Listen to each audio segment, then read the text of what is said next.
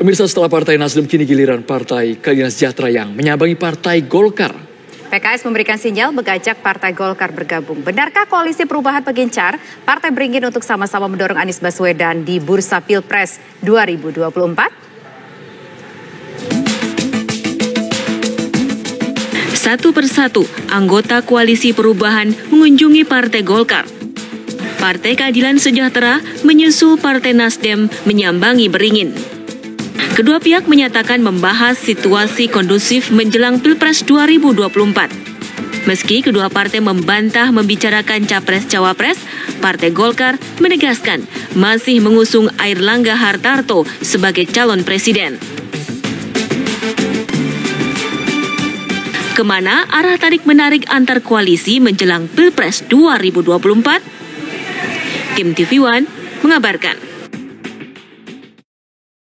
Setelah Partai Nasdem, kini giliran Partai Keadilan Sejahtera yang menyambangi Partai Golkar. Apakah ini artinya Nasdem dan PKS ingin membentuk koalisi besar bagi pendukung Anies Baswedan? Ya, jika koalisi besar terbentuk seperti apa kira-kira kekuatan Anies di Pilpres nanti, pemirsa, atau mungkin ada target lainnya?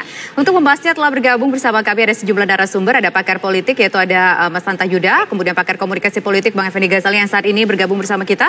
Kemudian juga ada Ketua DPP Partai Golkar yaitu ada Kang Aceh Hasan Sazili dan juga Ketua DPP PKS yaitu ada Bang Mardhani Alisera. Selamat petang Bapak-Bapak semua. Selamat petang. Ya. Sekarang saya ingin ke Mas Hanta Yuda. Mas Hanta Yuda, kita melihatnya seperti apa Mas Hanta Yuda? Saling silaturahmi satu sama lain. Akankah kira-kira nanti akan ada koalisi yang lebih besar lagi atau bagaimana Mas Hanta Yuda? Atau ya sudah stuck di sini aja karena nggak mau? Ya, pertama mungkin sekilas kita akan menyimpulkan peta koalisi politik kita mulai mengkristal menjadi 3 dan seterusnya. Padahal belum otomatis mengkristal. Kadang besoknya ada indikasi justru terpolarisasi, mencair lagi. Jadi saya kira tetap tidak bisa terburu-buru menyimpulkan akan menjadi 3 atau 2. Nah, menjawab pertanyaan Tisa, menurut saya ada 3 kemungkinan membaca arah komunikasi. Paling tidak pertemuan antara Nasdem dan Pak Airlangga dengan Golkar, yang kemarin adalah PKS dan yang terbaru PKS dengan Partai Golkar, sebelumnya ada Pak Surya Paloh dan Pak Jokowi. Satu, ini komunikasi yang saling menjajaki atau acak saja, natural. Mari kita boleh berbeda, masing-masing saling menghargai dan seterusnya. Tidak ada agenda yang target tertentu. Yang kedua, ini adalah upaya dari Koalisi Perubahan untuk menarik Golkar. Yang ketiga, kebaliknya. Kita tahu juga Golkar dan KIB-nya berusaha untuk menarik salah satu partai lain. Dalam hal ini PKS atau partai lainnya yang di luar koalisi mereka. Nah, ini mungkin semua karena masing-masing potensi poros koalisi ini dia berpusar, ibarat dalam fisika politik kan punya gaya sentripetal politik, menarik ke dalam. Siapa yang bisa tertarik ke dalam masing-masing poros yang paling kuat. Itu kira-kira. Nah, dari peta itu, kalau kemudian yang terjadi adalah upaya koalisi perubahan berhasil mengajak Golkar, itu kan ada indikasi orang kemudian menyimpulkan tadi, kalau saya termasuk yang paling sulit ya, Golkar bergabung ke koalisi perubahan. Tapi kalau kita berandai-andai, bisa juga Golkar plus koalisi perubahan. Di sana ada Mas Anies dan Mas Airlangga yang mungkin bisa dipasangkan, karena dua-duanya sudah resmi di Golkar juga mengusung nama Pak Airlangga. Sisanya mungkin Pak Koalisi Indonesia Bersatu akan buyar, pecah, bergabung dengan PDIP bersama PAN, P3, mungkin di sana masih ada nama Ganjar ya, saya kira ada Ganjar, kemudian ada Erick Thohir sebagai cawapres disebut PAN dan P3, kemudian juga ada Sandiaga Uno untuk alternatif dan seterusnya. Ditambah ada poros ketiga, Gerindra, PKB, Prabowo dan Muhaimin yang santer terdengar. Tapi kalau misalnya yang terjadi adalah upaya KIB yang berhasil, bukan KIB menarik PKS ya, tapi KIB berhasil bergabung bersama koalisi perubahan. Kalau kita ingin mengaitkan ada pertemuan Pak Surya Paloh dan Pak Jokowi, misalnya berhasil menjadi kingmaker, yang juga santer disebutkan Ganjar dan Anies akan berpasangan, kingmakernya yang saya sebutkan tadi SBY, Jokowi dan Surya Paloh bersatu, ya bisa aja, mungkin saja kalau kita membuka peluang-peluang kemungkinan. Artinya tinggal lawannya siapa? Kalau itu tinggal PDIP dan Gerindra yang ada di seberang.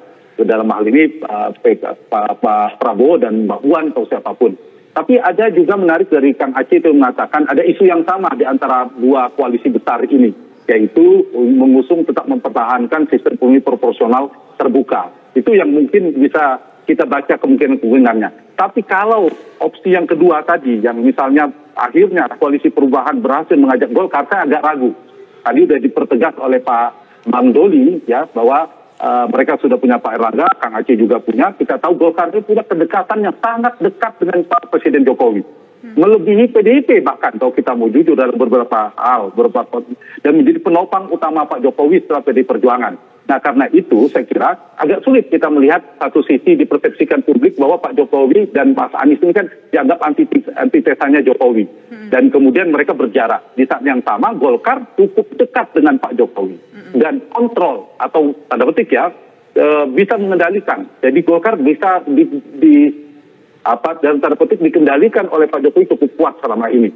Sehingga kalau kita berpikir bahwa Golkar akan lepas di luar keinginan Pak Jokowi, kemudian dia akan lepas dari KIB bergabung dengan koalisi perubahan, saya kira agak sulit. Atau kita berpikir bahwa ini kingmakernya Pak Jokowi memberikan Erlangga akan menjadi cawapresnya Pak Mas Anies, saya sangat ragu juga kalau menjadikan Anies sebagai capres bagi seorang Jokowi. Tapi kalau Anies menjadi cawapres bagi seorang Jokowi, nah itu mungkin menjadi targetnya. Karena menjadi capres itu kan saya kira beda ya untuk menjadikan seorang menjadi cawapres. Jadi saya kira peta-peta ini masih cukup dinamis. Lalu kenapa Golkar menarik? Karena Golkar adalah partai besar.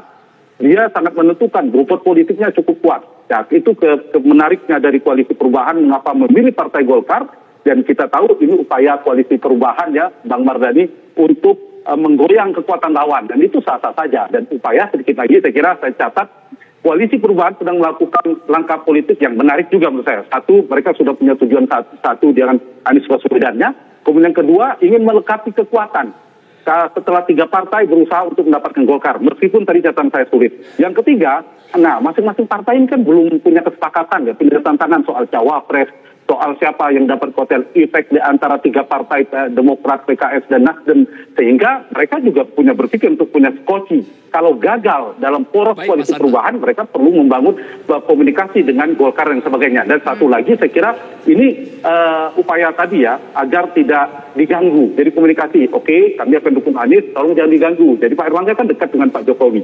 Upaya-upaya untuk memuluskan Anies Baswedan. Dan satu lagi, saya kira adalah ini juga melemahkan posisi tawar Partai Demokrat yang ingin mencawapreskan AHY.